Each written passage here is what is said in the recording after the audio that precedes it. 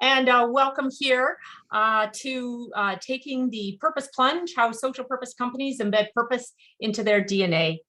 Really excited to have all of you with us. And as you're logging in, perhaps you could, if your company has a social purpose, maybe, and I'll invite my panelists to do this as well. Maybe you can drop your social purpose into the chat. I would like to begin by acknowledging the Indigenous peoples of all the lands that we are on today. From coast to coast to coast, we acknowledge the ancestral and unceded territory of all the Inuit, Métis, and First Nations people that call this land home. I'm Cora Stramberg, advisor to the Social Purpose Institute at United Way and co-author of the Corporate Knights Report on social purpose implementation, which I'll say a little bit more about shortly. Now, the mission of United Way British Columbia is a healthy, caring, and inclusive community. And it founded the Social Purpose Institute to help business develop a social purpose as the reason they exist, and as one strategy to help achieve this mission. United Way provides many opportunities to support a better community and can provide you with more information. So I would like to introduce you to a couple of upcoming events so you are familiar with other ways to plug into the social purpose community. We will be launching another cohort of social purpose innovators to help businesses define the social purpose as the reason they exist, and also launching social purpose implementers to help businesses implement their social purpose. And Lorraine will be dropping in links to those programs if you're interested in pursuing that. And we invite all of you to join the Summer Social Purpose Community Meetup on July 13. It's the first ever we've held. And we hope you can join us there, and there should be a link in the chat that tells you a little bit more about that. And feel free to reach out to us if you've got any questions about any of these activities. So now we're going to jump into our session on taking the Purpose Plunge. And to do that, we are going to first consider what is a social purpose business. And we have developed this definition as a company whose enduring reason for being is to create a better world. And please go to the Social Purpose Institute website for more information on how we define a social purpose business. But we've also developed a social purpose assessment tool, and Lorraine will be dropping a link to that that you can use to help you create your own implementation roadmap. It's got 25 implementation practices that any social purpose company can use to ensure that it is living its purpose fully every day. So that is the definition we're using today for a social purpose business. And we are using as our resource for the companies we've chosen to present to you, the Corporate Knights report called the Social Purpose Transition Pathway, helping companies move from say to do on their social purpose. And that was published in March. And the Corporate Knights report, you'll see a link to it in the chat that Lorraine has provided if you want to dig into that more deeply. But basically it looked at what were 8 implementation practices of companies that had a social purpose, and rating them and assessing them on the degree to which they were just starting out in implementing their social purpose or were perhaps advanced. And this is a slide that shows to you the companies that we assessed, and I collaborated with Corporate Knights on this project. And you can see that we ranked companies from bronze through to platinum. And I have highlighted the 3 companies that are here with us today, who will be sharing their insights as to, if you will, how it is they did so well in ranking platinum in the Corporate Knights report. So we'll shortly begin the panel discussion. We will have about 10 minutes of questions near the end. Please pose your questions in the chat. And when you do, put Q or question in front of the question so we can find it. I'm now going to introduce our 3 panelists. First, we have Maureen Young. She is the VP of Social Purpose at Coast Capital Savings Credit Union. And I don't know if she wants to say that she's got a little sniffle today and it's not COVID, but I just thought I would let you all know we're happy to have you here with us, Maureen. Thanks for showing up. And Richard Cowan-Hoban, he's the president and CEO of Hemlock Printers Limited. Welcome, Richard. Thank you for joining us. And lastly, we have Patrick Nangle, who is the CEO of Moto Cooperative. And I would say he wins for having the most amazing backdrop. Big shout out to you, Patrick. Awesome. So without any further ado, of course, we're going to jump in, and what I'm going to try to do is stop sharing my slides so that we can all engage more fulsomely on the screen. All right. So now we are going to have each of you, our panelists, take 2 minutes each. And starting with you, Maureen, if you could briefly introduce your company and its social purpose and share why you adopted your social purpose and perhaps the year that it was formally adopted. All right, sounds great. Thank you so much. Just take a moment to acknowledge that I'm joining you today from the territories of the Lekwungen speaking peoples here on Vancouver Island, and really grateful to be here joining you today. So I'm with Coast Capital Savings. We are a federal financial cooperative serving about 600,000 members from our headquarters in Surrey, BC. 2 years ago, we set out a new corporate strategy as we made the decision then to adopt a social purpose right at the very core of that strategy, because we wanted to make an even bigger impact as an organization and really set a clear path for our growth. We started the process by defining our unique social purpose, looking at research. We really wanted to understand, what are our unique capabilities and skills, and what are the needs that Canadians have. And of course, we learned about, record debt levels, income instability, skill gaps, all the struggles that people have to access what they need to thrive, which of course we're more than ever very conscious of today. So with that information in hand, we asked ourselves, what can we do to be part of the solution? And it was there that we landed on our social purpose, which is to build better futures together by unlocking financial opportunities that positively impact people and communities. Because we believe every Canadian deserves a financial partner who cares about them and their success. And so that strategy was adopted in December of 2020, and that's about 18 months ago. All right, so we'll hear how far along you are with your implementation over 18 months. Awesome. All right, so next, Richard, how about you? Sure, thanks, Coral. My name is Richard Kawanova, and I'm the CEO at Hemlock Printers. So we're a family-run operation based in Burnaby, BC, 53 years in business. Printing services is our core business, but we actually operate 3 companies in the Lower Mainland. The other 2 are called Prism Tech and Hemlock Harling. And we service clients regionally here, but also across Canada and North America. We do quite a bit of business in the United States. We have sales offices down there. We have about 250 employees in the Lower Mainland. And in terms of our social purpose, we spent a fair bit of time, we'll be talking about that and developing it, but it is really centered on community building and sustainability with a focus on forests. And as we all know, forests play a significant role in protecting biodiversity and helping us deal with climate change. So our social purpose is to create connections, build community, and inspire actions that safeguard the health of the world's forests. And we adopted this statement in March of 2020, which also is a particularly significant month for all of our lives. So we had to kind of switch our focus to dealing with the pandemic at that point in time, but we rolled it out in early 2020. Thank you. Okay, so we see explicitly in your social purpose a reference to an environmental aspect, and what we understand is that some companies would have an explicit social purpose, some would have maybe an environmental purpose, and others could have a socio-ecological purpose, socioeconomic purpose. So we're seeing kind of different types of social purposes here. And Patrick, over to you. Thanks, Coro. I want to begin by acknowledging that Modo operates on the territories of many, many First Nations. And I join you today from the territory of the Musqueam, Squamish, and Tsleil-Waututh First Nations. So Modo is a member-owned car-sharing co-op, and we're active today in 25 municipalities across BC. Proud to have been founded in Vancouver back in 1997, so celebrating our 25th anniversary this year. We were the second car share operator in North America and the first in British Columbia, and remain the largest cooperative car share in North America.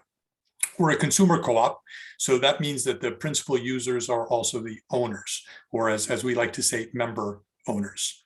So in our co-op, members' share purchases form the capital that we've principally invested in vehicles. So what you can think is that effectively thousands of members, we have about 25,000 members, co-own and share hundreds of cars, thereby relieving pressure on their household budget and reducing their environmental impact related to the use of the vehicle. So I joined Modo in 2016. During a period where there was much discussion in the world about the future of personal transportation. If you can cast your mind back then, you can imagine that's when ride hailing, so think about Uber and Lyft, were just entering the market. It was pretty new. Auto manufacturers and tech companies were pouring huge amounts of money into autonomous vehicles. And there was a lot of discussion in the news about that. And there was a lot of business model experimentation happening related to personal transportation. And before working on strategy, I felt it was really important first to be clear about our purpose. So why does this co-op exist? Understanding that is the path to knowing what success looks like and ultimately defining what we want to achieve as an organization. So we began that work with the Modo board back in 2016. And the purpose statement that I shared in the chat resulted from that work. And it's really been our North Star. It's what keeps us on track in everything that we do. And while a purpose, unlike a strategy, purpose should be highly durable over time. We do think it's important to reconfirm that from time to time. And we did that earlier this year with our members and with our board of directors. So we're 6 years into purpose as currently defined, and it still remains today a very good definition of our why. Thanks. Awesome. So, and note, we have two co-ops, one financial co-op, one a national company, a Marines company, and then a family-owned private business. So we see different types of organizations. And in the Corporate Knights report, in fact, we did find that it was mostly SMEs and co-ops that scored platinum. And by the way, it was mostly companies that had gone through the Social Purpose Institute's Implementers program and got a lot of support along the way. So we're quite proud of that result. So Patrick, I'm going to go to you with the next question then. In terms of, you already mentioned the corporate strategy and the significance of Purpose 2 strategy. So how did your company embed its purpose in the corporate strategy? Right, really, really good and important question. So we did that by making realization of purpose our primary goal as a business. Yes, of course, we must have satisfactory financial results. You have to survive over the long term, but it's not why we exist. We don't exist to make money. And in itself, it's not a good measure of success. So we invested a lot of time into understanding what our purpose means and literally word by word and what realization of purpose looks like. Now, our purpose, again, it's in the chat. It includes attributes like affordable, convenient, inclusive, and sustainable. And we spent a lot of time talking about each of those. Some of those, like sustainability, for example, were a bit easier to understand. So we were in the car sharing business. So we could move very quickly from sustainability to a focus on GHG emissions. So realizing this part of our purpose has led to some specific actions, including the introduction of zero emission vehicles into the fleet, some experimentation around that space with different kinds of zero emission vehicles, and a public declaration that the entire fleet will be zero emission by 2030. Now, inclusion, on the other hand, was much harder. So what exactly does inclusion mean in a context like ours? Everybody had a different definition. And this took more work and some external assistance. And it led ultimately to us deep diving into our membership, into our employment, and into our leadership, including the board. And some great initiatives on each of those dimensions has followed.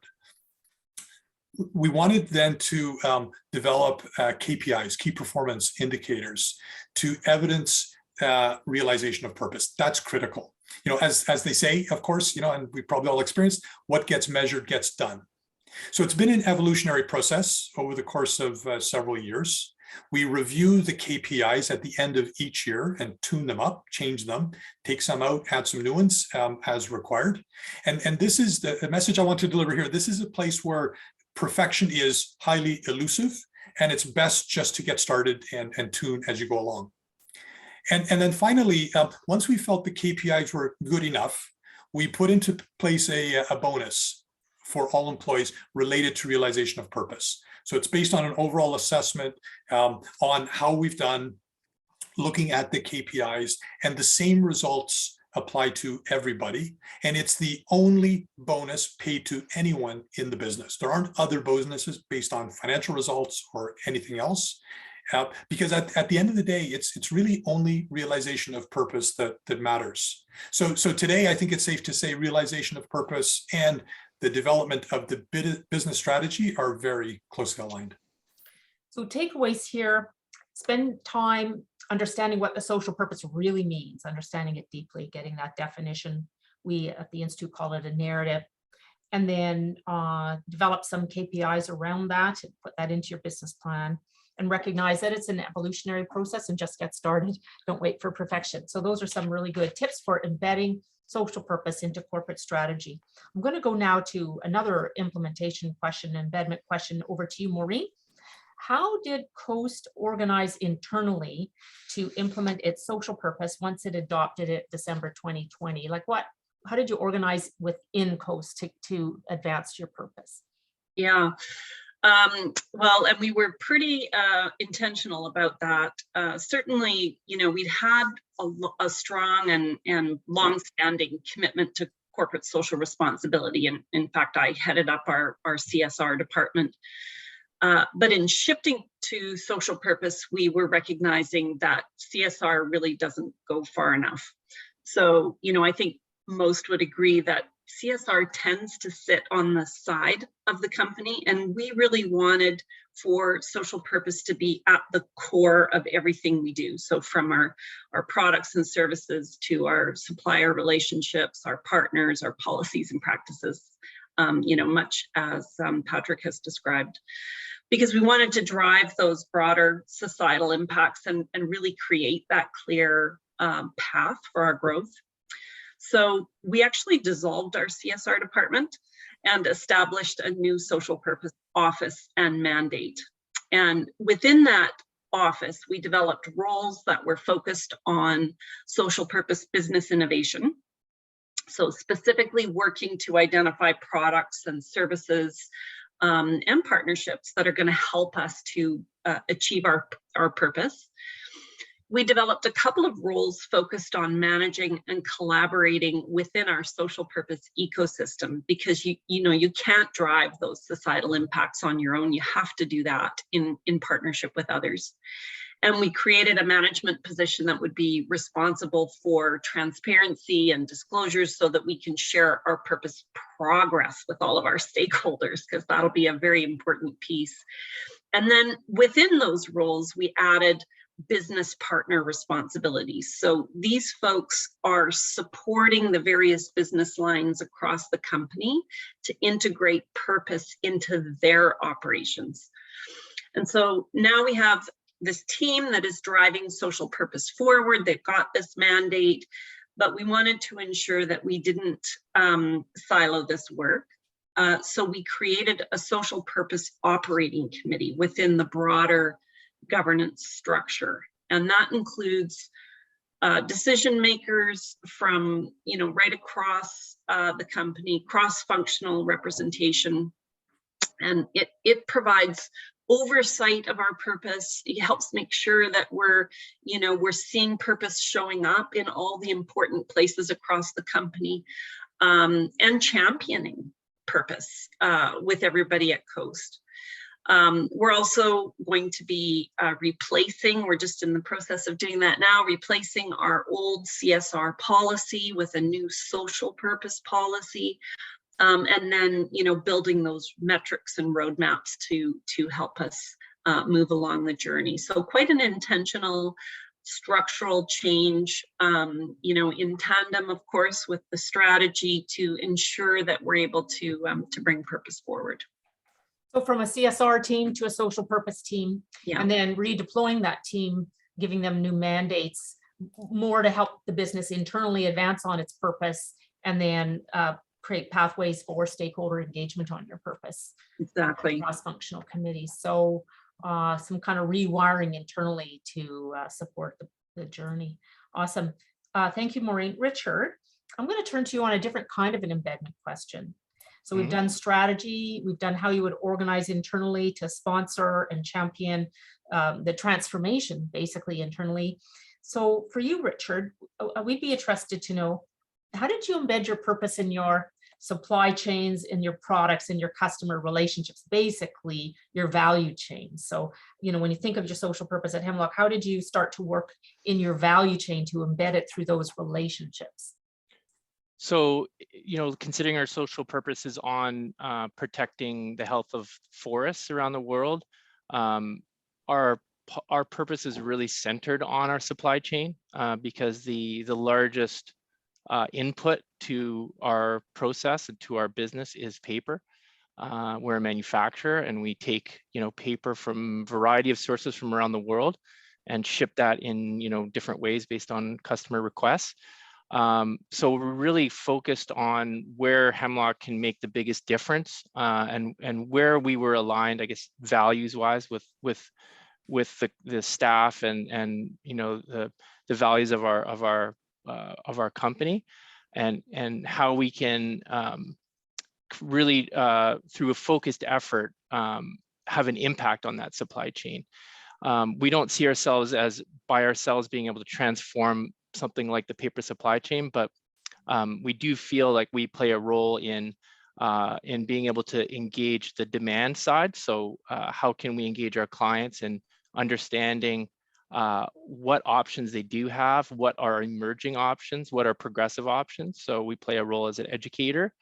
And then on the supply side, we can play a role in influencing the direction or the kinds of products that our supply chain provides to us. So we do see, and this is really work that we've been doing for, you know, probably in a focused way for close to 20 years with the advent of FSC, which is a certification around responsible sourcing of paper.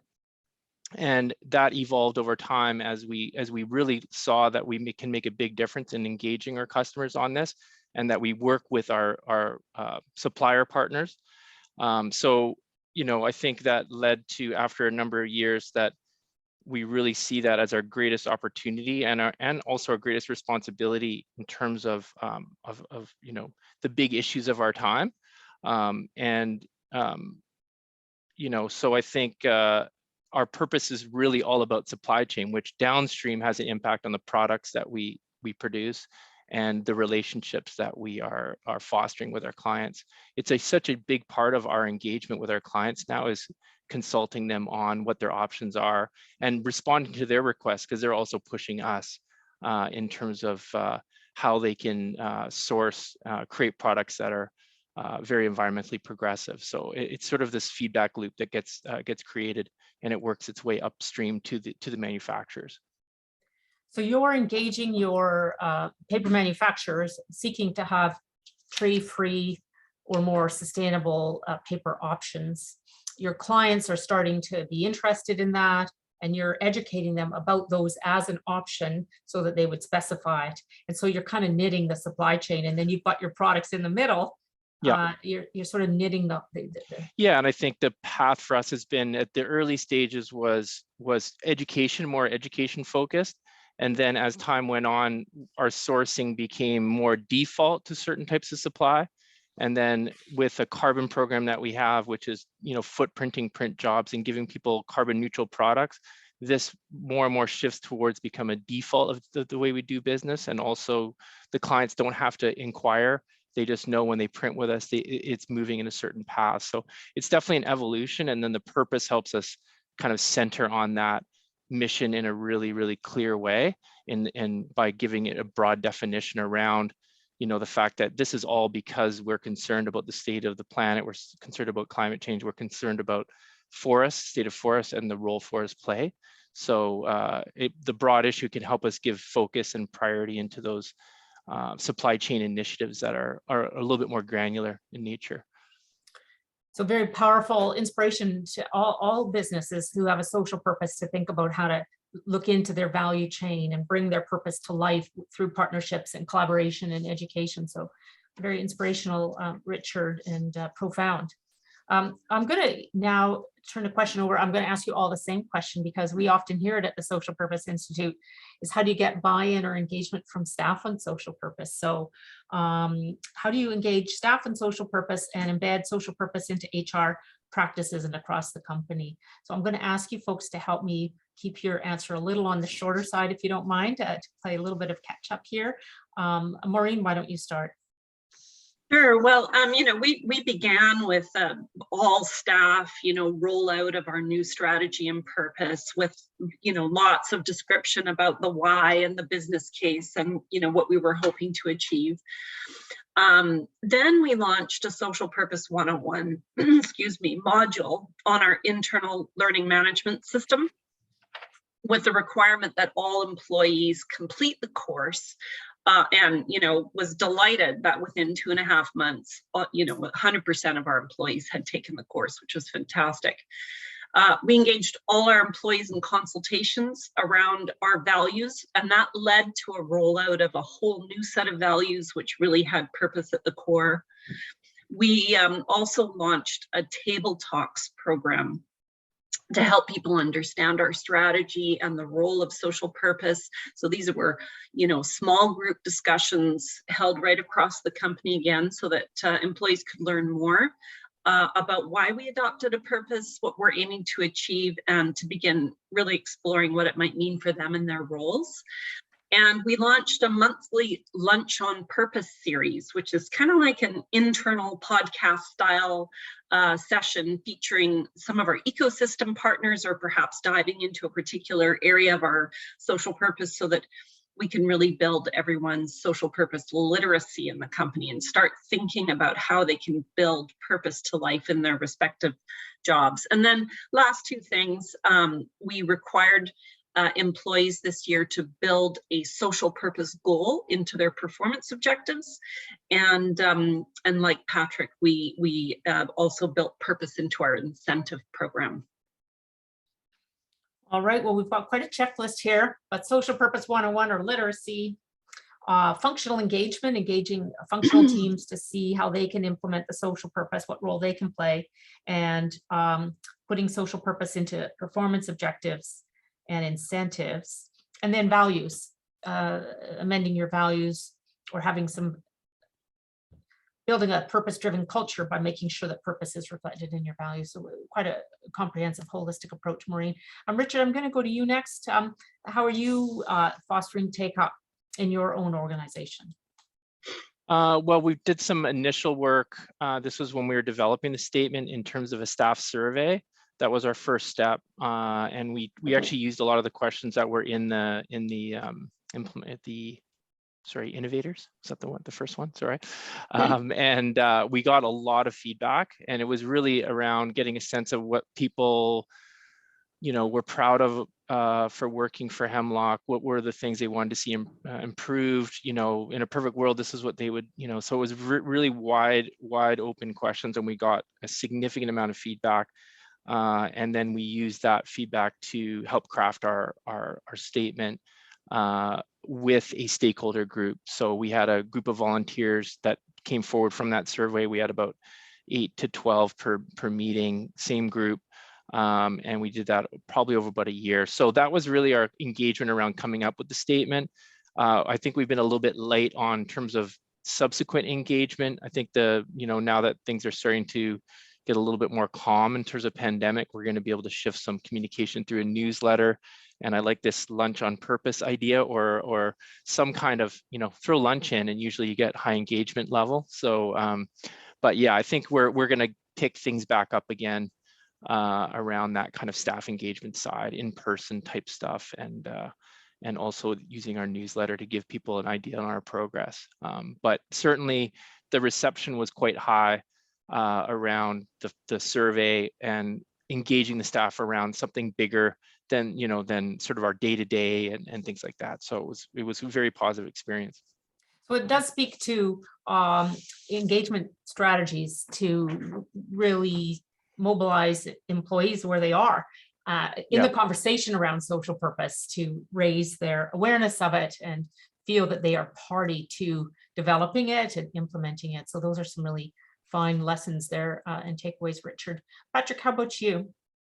Yeah, you will undoubtedly hear a few common themes to what my colleagues have just described. Very, very early in the process, so going back to sort of 2017 or so, 2018, we ran cross-functional workshops with all the employees. And really the goal was to engage them in understanding kind of how they can influence realization of purpose. Cross-functional teams drilling down each role, what do you do, how does it make a difference for members in their lives and for the community.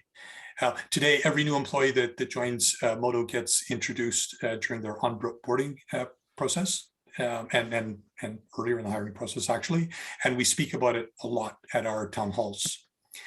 Part of what helps keep that real for employees is discussing our choice of KPIs, the key performance indicators I mentioned earlier, and tracking the results. And just as a reminder, our measures are oriented to affordability, convenience, inclusion, sustainability.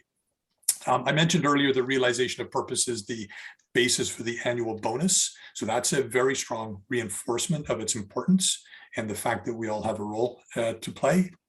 The work we've done around inclusion, and I could say more specifically, DEIR, has led to some pretty significant changes to our hiring process, for example. So now all the job postings are overhauled to connect purpose of the job to Modo's purpose. It's very explicit. The language around job requirements has been audited. So, in the interest of inclusion, we've eliminated gendered phrases that have no bearing to the role.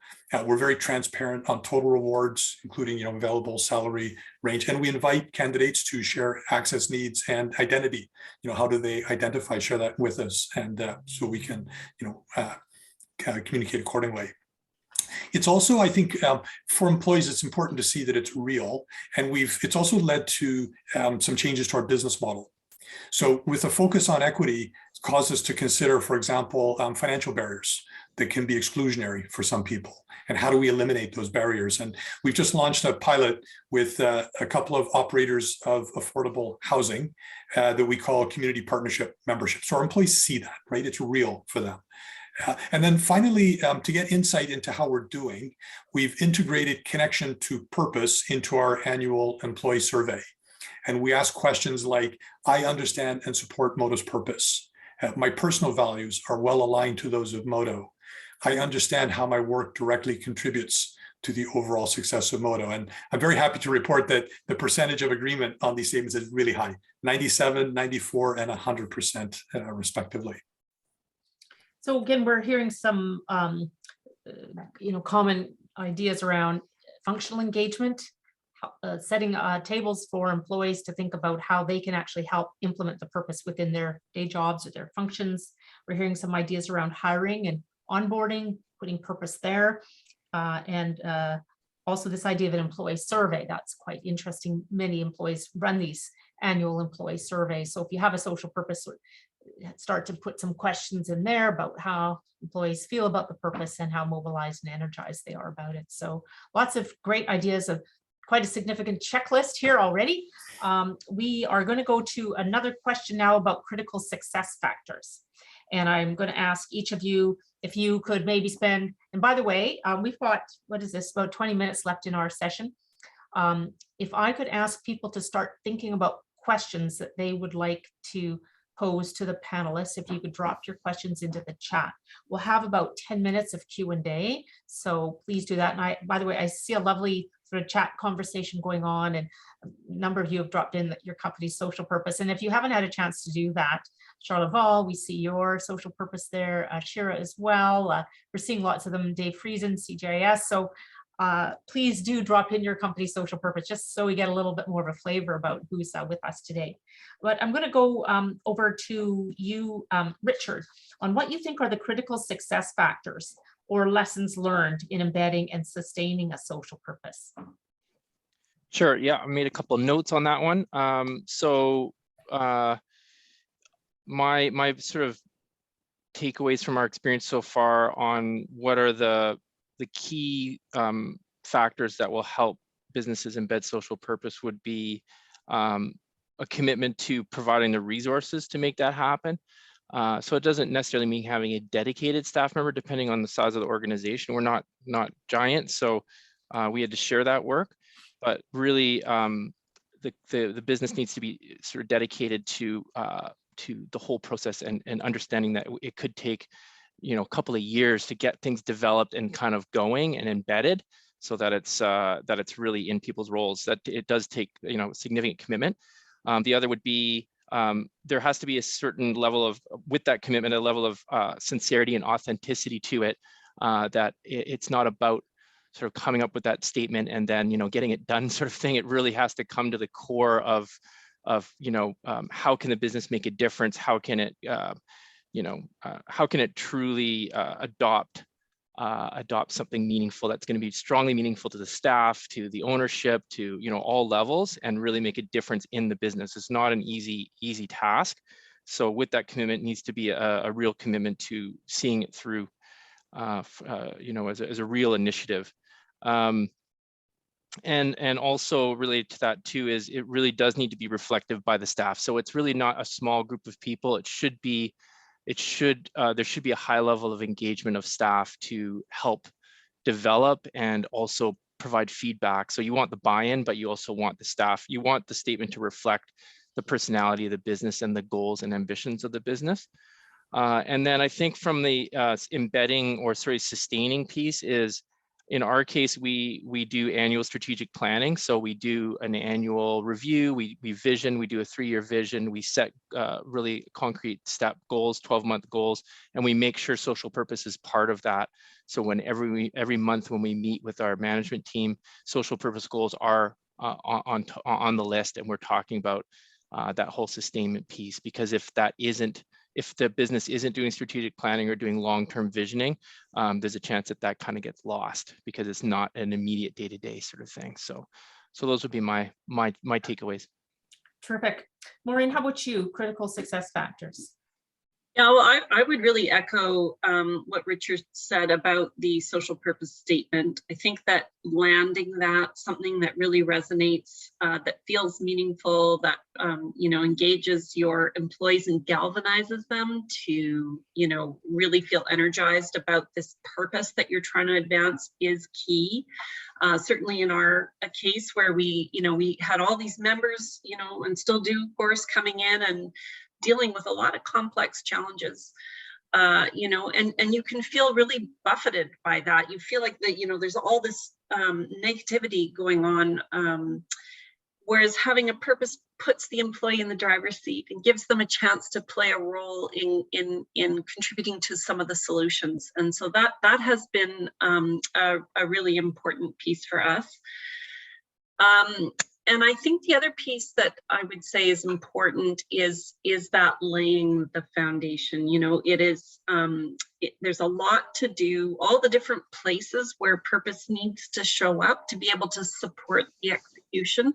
That's the governance model, that's, in the job descriptions, it's in the values, it's in the strategy, etc. All those different places, performance objectives in the incentive program that, we've talked about already.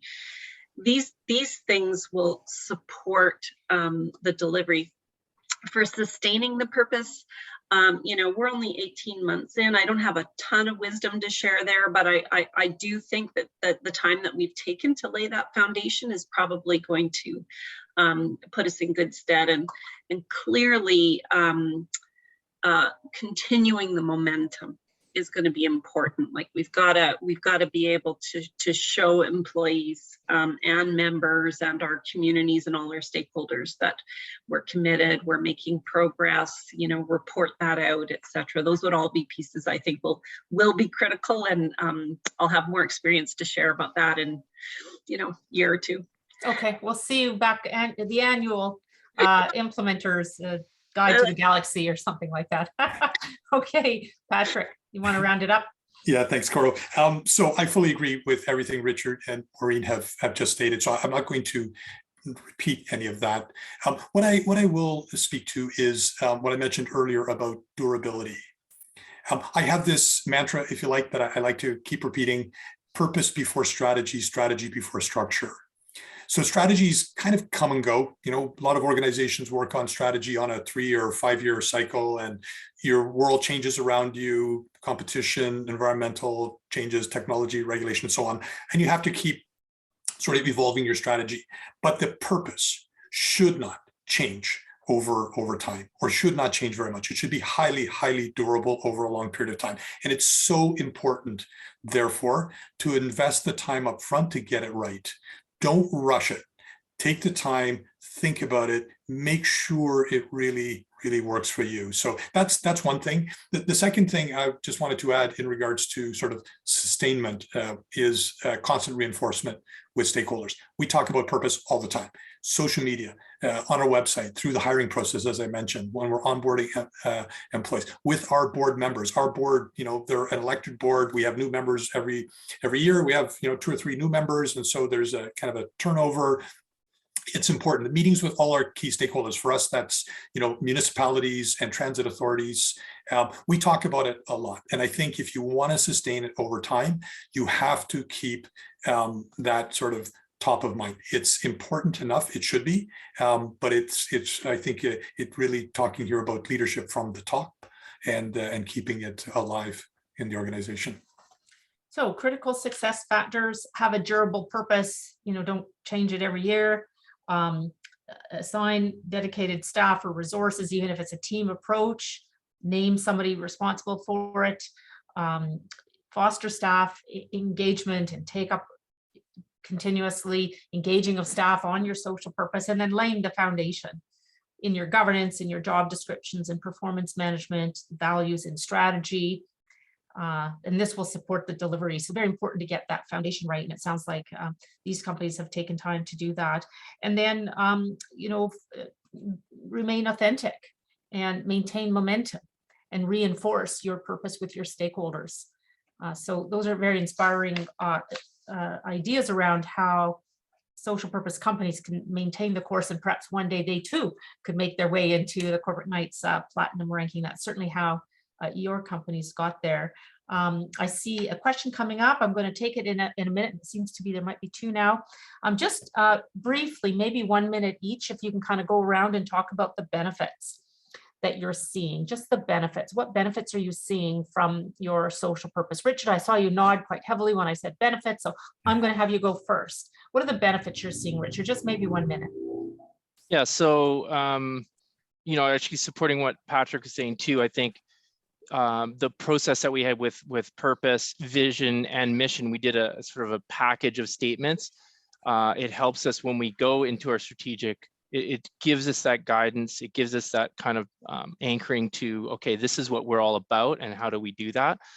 So I think that is really, really important for sort of guiding the organization.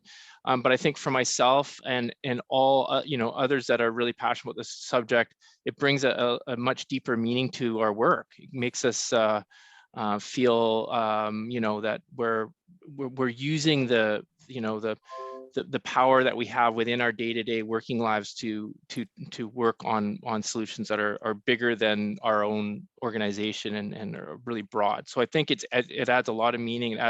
It helps attract staff and retain staff. And it really does challenge us to be better and to kind of evolve on an ongoing basis. Okay, Maureen. Yeah, it's funny. I was just talking to our Chief Strategy Officer this morning, and we've just completed an employee engagement survey. And she said, you know, as she was reading through all of the comments, how time and time again our employees are talking about how it's the culture that we're building around social purpose that's really getting them excited. And so, you know, that is clearly a key benefit, employee engagement and attraction. Definitely seeing people wanting to join us because of the purpose that we've adopted. The second thing I would say is that I think it's going to support our agility. We're building a decision lens tool that's going to help us with the daily decision making that we need to make, whether it's around new opportunities or partners or supplier relationships, you name it. And I think that having a purpose and a clear focus of what we want to achieve and what we stand for and believe is going to help us to be able to be more agile in the execution of our strategy. Patrick. So I think we're probably all having the experience that people around us, everywhere around us, care now and are thinking about purpose, right? They're thinking about that in their employment choices. They're thinking about that in their consumption choices. They're thinking about that in their investment choices. It's important, and people are placing that higher up on their personal agendas. So how do we see that manifest itself through employment? Attracting people. We're getting, every time we're posting a job, we're getting really good candidates. Keeping employees, member growth. We're in a very strong period of member growth right now. We're double-digit member growth, which is super encouraging, and also really important if we're thinking about stakeholders more widely. We're a relatively small organization, and we're sitting very often at the big table with big organizations, and we have a voice. We had, just as an anecdote, I won't name any names, but we had the CEO of a very large local organization, important in our world, come to visit our office and said, "Hey, I want to work with you because you'll help us shine up our brand." And I thought, wow, that says volumes. Wow, that's a great testimonial to social purpose right there, tribute. So having a social purpose gets you at the table and helps you punch above your weight. It attracts I don't want to use capital. those kind of pugilistic terms, but yes. Yeah, I know. I was wondering about that. I'm definitely off the military terms, but have to work on some more sensitive language there. Customer acquisition, investor acquisition, agility, attracting and retaining staff, deeper meaning to the work. And I kind of want to end with this one as we sort of wrap up this question and turn to audience questions, but brings deeper meaning to the work. And aren't we all looking for deeper meaning in our work lives? So I'm going to now turn to the questions from the audience. I'll take the first one from Serena. I'm not going to try to say her last name. What internal challenges have you encountered? And I'm going to direct this to you, Maureen. What internal challenges have you encountered in gaining staff buy-in along the journey to embed your social purpose? Yeah, I mean, we've had certainly a lot of energy and excitement around our purpose, but I think if anyone is struggling, it would probably be in the area of understanding how do I, in my role, in wherever I am in the company, how do I deliver on the purpose? How do I embed that into what I do? It might be easier for someone who is say in the front line and supporting members with their financial well-being. That's a very direct experience, but maybe in back office, it's a little more challenging. So, that'll be definitely a piece that we'll be tackling in the next while, is to help people, we want to co-create that with our employees. How do you think you can deliver to purpose in your role, and of course support them in figuring that out. But that might be one challenge that I think is something that we're we've got our eye on and we're working on. Does anybody else want to jump in on that question? Internal challenges in gaining staff buy-in? I just echo, I think, what Maureen said, and I think people get it eventually. But if you're, in our case, if you're working in accounting, right, or you're on the contact center, or you're in the fleet team, out cleaning cars, it can be at first glance more difficult to make the connection. But what we find is when we talk it through with people, it becomes very, very evident, and it's just needs that communication. Not really a problem ultimately. Just need to identify and spend some time with the various staff teams, making sure that they can understand what is their connection to the social purpose. I'll just make one comment on that. I think we do, because we do town halls as well, and when pre social purpose as well, we've generally highlighted the business benefits, our brand or the new clients that we've introduced, and so So obviously people, a lot of our staff are connected values wise to it, but there's also staff that, you know, they see lots of work coming in from new clients, you know, opening new doors, and they see a lot of environmental language on the work we do. So they basically see it, the strategy is proving to be beneficial from a business perspective as well. So I do think internally people want to see their place that they work grow and succeed, and they want to work for a company that's smart strategically. So you know, we don't shy away from highlighting the business and brand benefits of the work that we do to the staff. Yes, often staff do need to see what the business benefits are for proceeding. Not all do, but some do. And if they can understand what the business case is or the rationale, then that's going to make them more aligned to moving in that direction. That makes sense. All right, I'm going to take another question here from Liza Park. Put your hand up if you want to answer this question first, any of you.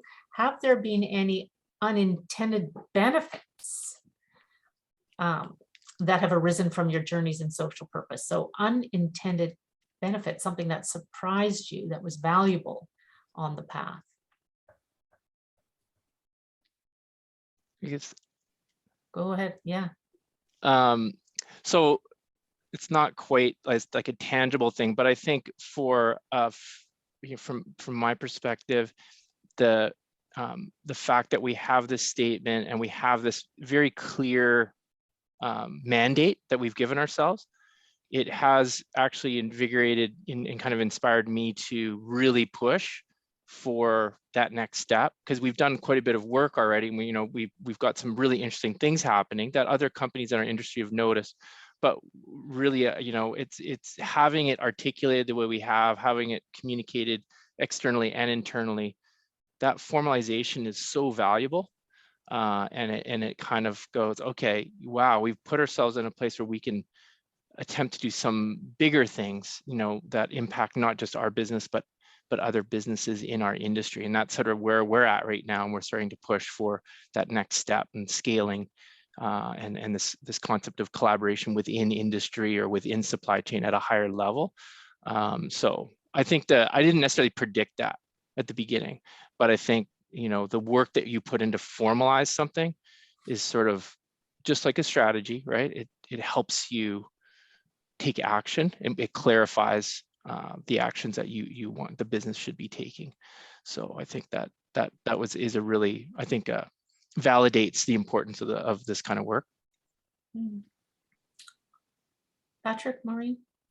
Yeah, I'll also on the topic of collaboration, share an example. So, you know, we think about our, you know, what we're achieving. We think about, you know, purpose from a micro and a macro perspective. So micro meaning at the household level, and that's a lot influenced by affordability and how do I, as an individual or a family, reduce my, you know, emissions. But at a macro level, it's a bit different. You know, what does that mean for the community? What does it mean in terms of like environmental impact on a much bigger scale? What's it mean about congestion from cars? What does it mean about use of land, you know, through parking and so on? And so, you know, we're now in a collaboration with other shared mobility providers in the region, TransLink and Mobi, Shared Bikes, Evo, the other car share operator, and Moto. And we're working very collaboratively for a common purpose, which is oriented to, you know, doing something transformational for the community. So none of us around the table are thinking, you know, in an isolated way, how do I maximize, you know, profitability and my sort of my own thing. It's really led to very collaborative work, and we entered it because of our focus on purpose. We enter it with that kind of mindset. You know, well, how do we make, you know, 1 + 1 + 1 + 1 equals more than 4, and have value for the community. And that's been pretty personally for me pretty motivating. So I'm shortly going to go to the last question here from Boyd. Shauna Petal has asked if your strategies are publicly available. If they are, and you've got a link, can you drop the link into the chat? And we'll deal with that question that way. But just to kind of sum up this unintended benefits, the clarity and focus of your purpose, and then the platform for industry and stakeholder collaboration, and the focus on industry and stakeholder collaboration, and then the doors being opened for that, because we would know that you can't achieve your purpose if you don't collaborate. It's impossible. So it gives you a pathway for that and attracts partners to you. Unintended benefits all. So Richard, I'm going to give this last question to you from Boyd Thompson. If you could just give a 1-minute reply. he wonders are there suggestions for smaller businesses wanting to get started on building a social purpose? Like, I guess this is a pre-social purpose question, but just like, how do you get started when you're a smaller business? Maybe just 1 minute on that, Richard, because then we're going to move to wrap it up. Yeah, I think being a family-run business, smaller family-run business, it shouldn't feel as daunting. I think maybe start without necessarily doing wide engagement, to start with a very small group and sort of think about this whole concept, and depending on the business, where can the business sort of focus its efforts? Because what we did, which we do in the United Way process, is look at the Sustainable Development Goals from the United Nations. So and looking at these broad global issues, and where can your business and service play a role in maybe addressing some of these larger societal or environmental issues, and maybe narrow it down a little bit, and then go from there. So instead of kind of having this broad, really hard to tackle question, start with with just 2 or 3 people or a small group, and really try to hash it out a little bit, then take it to a larger group, and then people can kind of refine it from there. Okay. We'll people there, like Richard. to give feedback on, yes. We'll leave I it was there. going to Just keep so, going. Sorry. I'm going to signal to my all panelists. You'll have 30 seconds to answer the last question, which is going to be, what is your final piece of advice? I just want to give you 30 seconds each on that. But Richard was referring to the United Way's Social Purpose Institute Innovators Program that helps businesses get a social purpose. And I know that basically he was saying, why don't you take that program? And that'll make it feel much less daunting. Anyways, but very quickly, because we want to wrap up at the top of the hour. We don't want to miss anybody. Patrick, 30 seconds. No, it's 20 seconds now. Okay, be authentic, dig deep, really think about your why. Really think about your why, and go back to your earliest possible days.